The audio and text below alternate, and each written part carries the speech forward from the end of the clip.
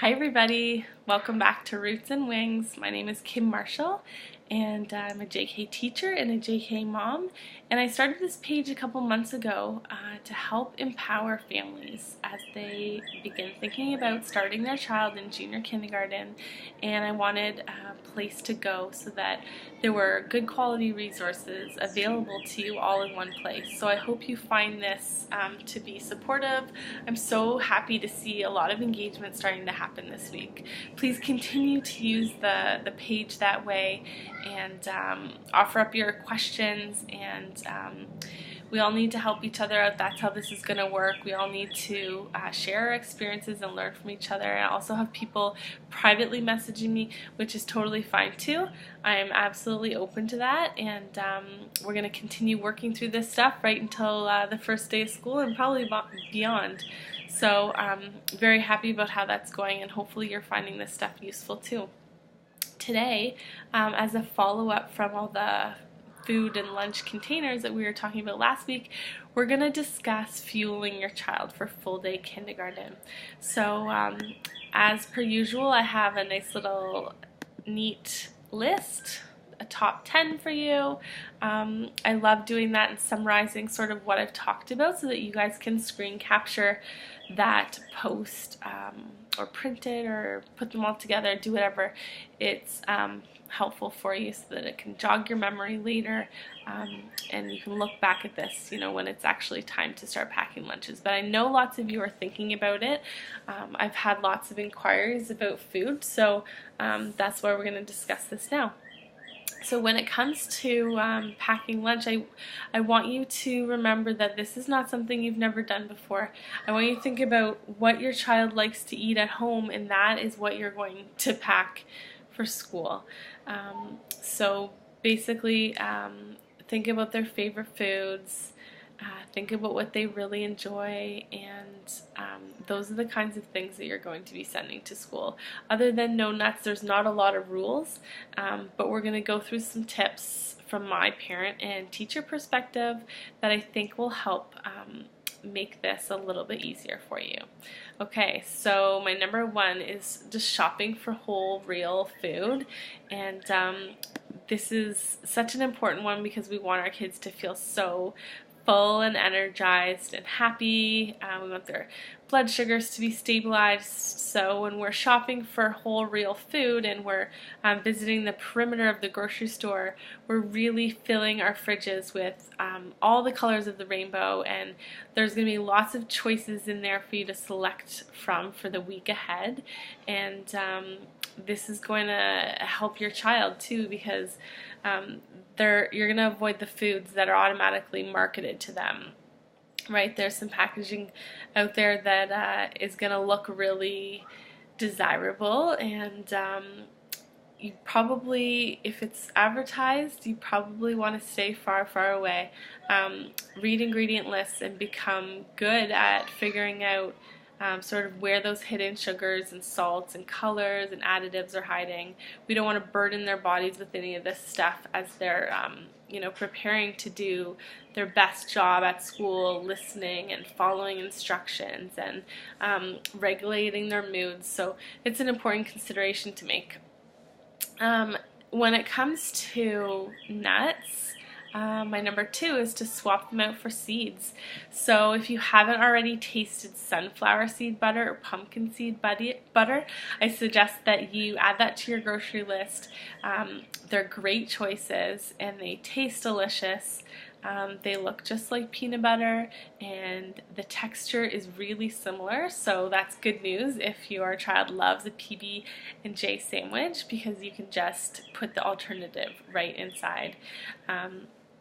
I had a question from a mom about exactly which nuts you can't take to school, and most schools, 100% of them, I want to say, although I'm thinking of an article that I just read, in Ottawa, schools are lifting their nut-free bans, but let's just assume right now that all schools are 100% nut-free. That's going to include tree nuts and peanuts.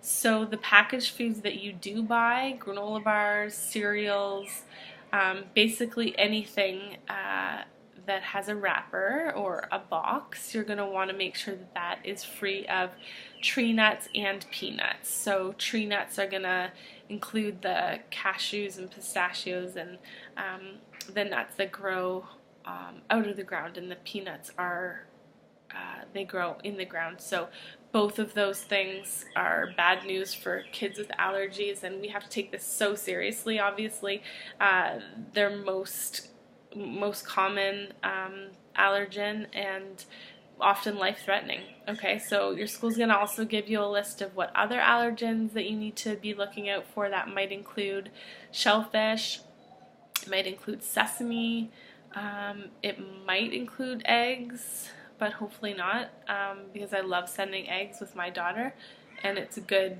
whole complete protein, very fast to make. But they'll let you know. They'll let you know what you can and cannot bring. But hopefully it's just a few minimal things, and then the teacher will tell you exactly about students that will be in direct contact in the classroom. Okay, I'm going to read a question from Carla. I'm very concerned about my daughter eating lunch. The school she will be attending has the class eating in a giant lunchroom. It's difficult enough to get her to eat when we're one-on-one or in daycare. Any tips for what to pack for lunch and how to pack it in hopes she won't be distracted? Alright, so I can definitely relate to this. That was me last year too. I thought, you know, I'm used to sitting right beside her. I'm used to really encouraging her one bite after another. What's going to happen? And basically, my advice to moms who are worried about this is just to adjust your expectations. So lunch is something you really have no control over. So I'm going to do what I would do with any big worry, and I would say, what is the worst that could happen? The worst that could happen in this situation is that your child comes home from school and their lunchbox hasn't been touched. And your child is happy and they were able to participate in everything, and they're using the bathroom, and you know, the day went on as normal.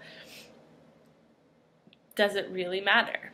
Do you really need to make a big deal out of it and put stress in a situation that doesn't already have stress? Now, September's a whole different ball game.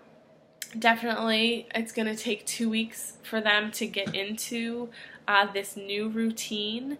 They're going to be sitting with friends, they're going to be chatting, there's going to be lots to look at, there's going to be a lot going on, so don't even bother wondering if this is working or not working for your child until that 2 weeks is up. But it might be September, it might be Christmas, you know, they're not going to starve themselves, and I want you to just, you know, send their favorite food. Okay, especially for the first few days, the first few months, this is going to be comforting and familiar to them. Send things that you know that they're going to enjoy, and let go of the rest. Control what you can control, and that's breakfast and dinner. Make sure those meals are complete. Make sure those times are not rushed. I know my daughter is a slow eater, so there's days when she looks like she didn't really touch her meal, her lunch, but it's just because there wasn't enough time. And there's kids, you'll find, I mean, I find in my class, there's kids that will finish their lunch in 10 minutes, and there's kids that could sit there literally for an hour, more than an hour, as long as you give them, and they just continue taking bite after bite after bite. And that's just personalities, and so you just have to understand that it will improve and that it's not the end of the world. And if you're sending food that they love and that they enjoy, it's going to happen. It's going to happen eventually. Give it time. Don't let go of the lunch idea. I mean, it probably has nothing to do with food. That's the other thing. If you send carrots and hummus and they didn't touch the carrots and hummus, It does not mean that they didn't like the carrots and hummus. It does not mean you should never send carrots and hummus. It just means that they didn't get to the carrots and hummus. So I have a couple ideas there about how you can sort of maximize what's happening in the lunchbox, and I always want you to give the teacher the benefit of the doubt. If they're eating in a big large lunchroom, it's going to be set up for success. It's going to be age appropriate. My class does eat in a dining hall. It's a big large room, big tables, big chairs. It looks intimidating, but what you might not know at first glance without inquiring is that I actually bring that class in when nobody else is there. So it's not a situation where they're 1 or 20 of hundreds. We're literally in there first, and it's a quiet space, and I can hear them, and I can help them, and I can access every seat quite easily and sort of coach them through that meal. But really, at the end of the day, they're going to eat what they want to eat. So just let go, adjust your expectation when it comes to lunch, and it should improve. Okay, my number 4 is to make every item count. When packing a lunch, I want you to think about what and how they eat at home. Start with familiar foods. In a time when there's a lot of change happening, it's going to be so comforting to see a food that they enjoy at home. And I can tell you firsthand that to these children, when you tell them it's snack or lunch, it is their favorite part of the day. You cannot go wrong. There's no child who will ever say, "Oh, can we keep playing? Do we have to eat?" They love their food. They love their food. They love stopping to refuel, and hopefully that's happening several times through the day, so they have lots of opportunities. All right? So Leanne asks, can you send me some ideas that you send with your child for lunches and snacks? And yes, I put together some photos. I'm a big bento fan, and in our house, you know, that works for us. That's real whole food, and that's no muss, no fuss. I like to keep things really clean and simple. When you're throwing a bunch of food from the fridge into a bento container, it's really not making lunch. You're not really creating and combining any ingredients. You're just literally washing and chopping some things up, and that's what works best for our daughter. She loves finger foods, and it's quick, and so I'm going to include that for you. I'm going to include some of that inspiration, but there's tons of it out there. If you're really into that topic, you can search Pinterest and school lunches. They're going to be infiltrating every blog and every social media source come August. So we're sort of jumping the game there. And as well as that attachment, I'm also going to include some extra stuff for you. I've put together my favorite homemade recipes for school food. Some pancakes, some muffins, some power balls, high in protein, delicious things that you can whip up on the weekend and double batch, put them in the freezer, and they're good for weeks. Everyone in your family can eat these, not just kids. And they're our go-tos, you know, and you're obviously, depending on how much time you have, you're going to go back and forth between more fresh stuff and more packaged stuff, which is totally fine. We just got a Costco membership this year because of the snack situation, and you're going to find the brands that you love and that you trust, and you're going to throw some things in there too. My number 5 is pre-cut and unwrap. Okay, so this is a good time saver for your child. I have a couple props here. When you are sending food that comes in a package, do them a favor and give them a shortcut, okay? So here's the Make Good granola bars. if your child can't unwrap this wrapper by themselves, they're going to interrupt their meal. They're going to have to stop what they're doing and get up from the circle or get off of their chair, and they're going to go have to ask for help, or they're going to have to sit in the circle with their hand up for 5 minutes until the teacher gets to them, or they're going to have to go and find some scissors, and it's just a bit of a mess. They're going to waste their opportunity to eat figuring out how to problem solve and get into their granola bar. So I want you to just take some scissors in the morning, and I want you just to trim the top off and save them that step, or pre-rip it so that it's just like in their lunchbox, ready to go. Save them that step, okay? I'm all about independence, and I'm all about helping them practice their cutting skills, but I just don't think this is the time, especially in September and October.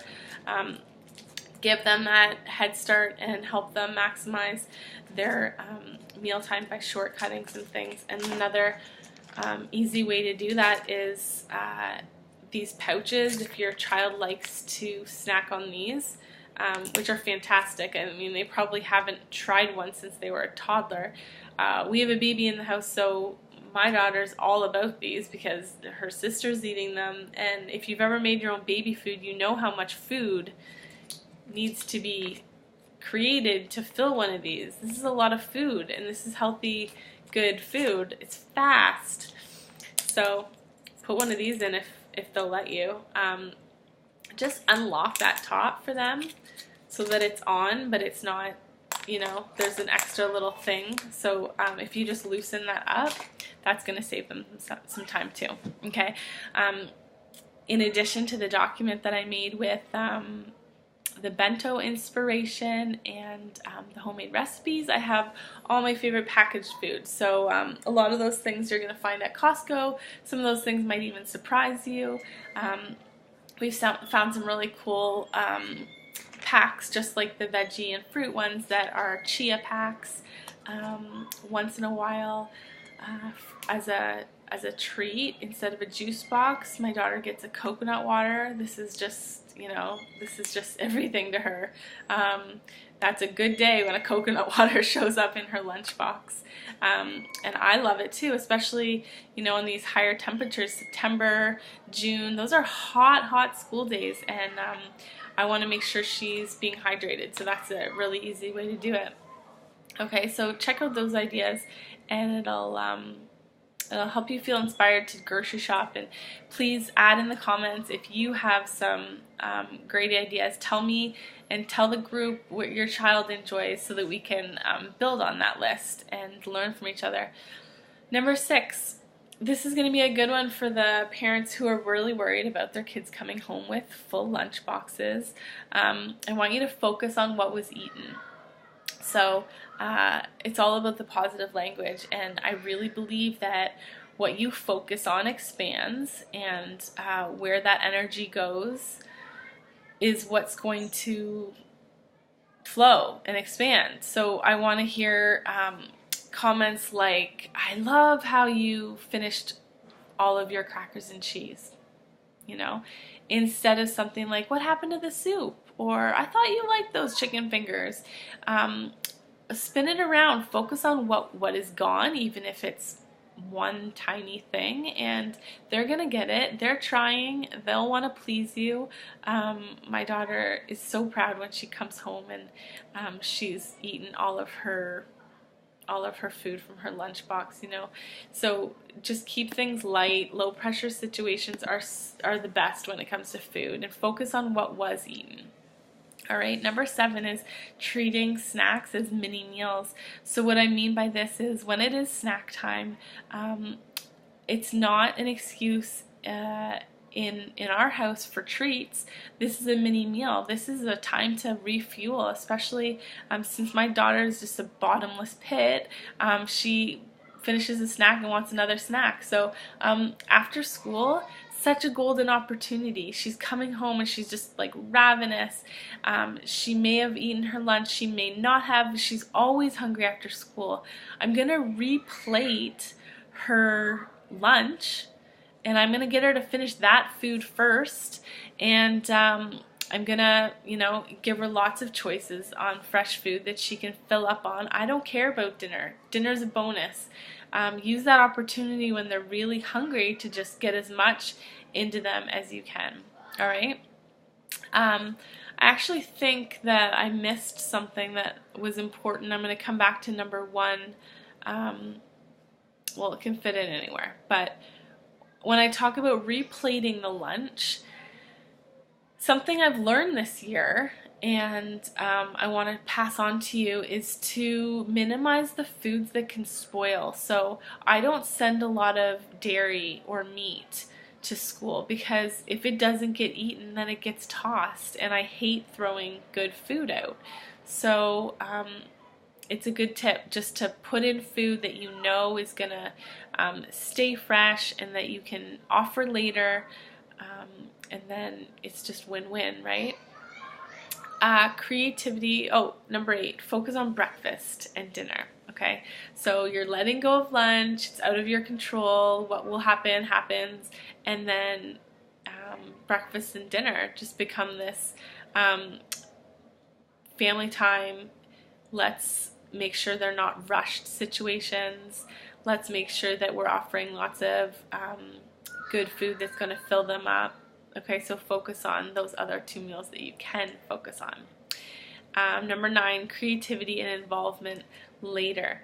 So I'm not the kind of girl that's going to suggest you make your sandwich look like a little kitty cat. Some people are into that. Some people want to get all crazy with their cuteness, and you can if you want. I don't know if that's sustainable for you. I'd focus on just making it really simple and yummy, and then get them involved when they're ready, right? You'll hear a lot of things about involving the child, and I'm a big proponent for having them in the kitchen, but maybe later, right? Maybe not in the fall. Maybe they're not capable of those choices. Maybe it's just too much. There's so many decision-making things happening in their new day that you can just take that role, and if it is appropriate later, offer them 2 or 3 things and keep it light and simple. All right, my last thing that I'm going to leave you with before I have some exciting news to talk to you about is about notes. Now, some of you love to write their child a note from here and there, which is great. A warm and fuzzy, it makes your child feel loved. It helps them know that you're thinking of them through their day. I would suggest that you don't do this every day, because on the day that you forget, or the day that dad packs it, or the day that you are running late, we don't want anybody feeling devastated. So not every day, and when you do it, I would suggest pictures over words. Now, if you use something like this, like a little post-it note, simple, cute, easy, this one over here is really going to give the same message that this one over here is. This one over here is going to cause your son or daughter to stop what they're doing and to go find a teacher or an adult that's supervising that meal time and read it to them. Okay, so they've been pulled away from their meal. They're maybe waiting in line for help because other people need help with their food, and it's probably avoidable. It's avoidable if you make a note like this that they can read all by themselves. Fill it with little pictures, and something really loud is happening outside right now. Right? Draw them a cloud, a rainbow, write their name. They're going to feel the same way, but it's just going to be a lot simpler and easier, and they can read it, right? Independence. So before I sign off, I want to tell you about something pretty cool. Now, I'm just a mom and a teacher sharing my experience with you. This is my opinion about the topic, but I'm going to invite somebody in that really knows what's up. Andrea Carpenter is one of our Roots and Wings members, and Andrea Carpenter is a registered dietitian. She has a practice in Toronto called NutriKids, and she's counseling families on nutrition, on pediatric nutrition, which is fantastic. A lot of cool things going on. I'm going to introduce Andrea by posting a picture and putting her bio up, and we get to really benefit from her experience by asking questions, and she's going to be doing the video answering all of those questions. And here's your opportunity to ask about anything that's really specific to your child. Go ahead and comment under her picture if you want her to answer a question for you. If you want to do it anonymously, you can PM me, and you know, anything about specific allergies or health concerns or whatever, you know, a registered dietitian is going to be a wealth of knowledge. So Andrea, thank you for being here. Thank you for doing this for us. And we're so excited to have you on our team, on our panel, so that we can learn from you and that we can continue to pour into our kids and just optimize their food so that they're ready to tackle their days. So I'm going to do that right after the video, and you'll have a week to sit on this and think about sort of where you're at and how you want to move the needle in that direction so that in September you're ready to go. And I'll have all of Andrea's contact information so you can check out her website and see what she's all about. Okay? Thanks guys. Thanks for being here tonight, and we'll talk to you soon. Bye.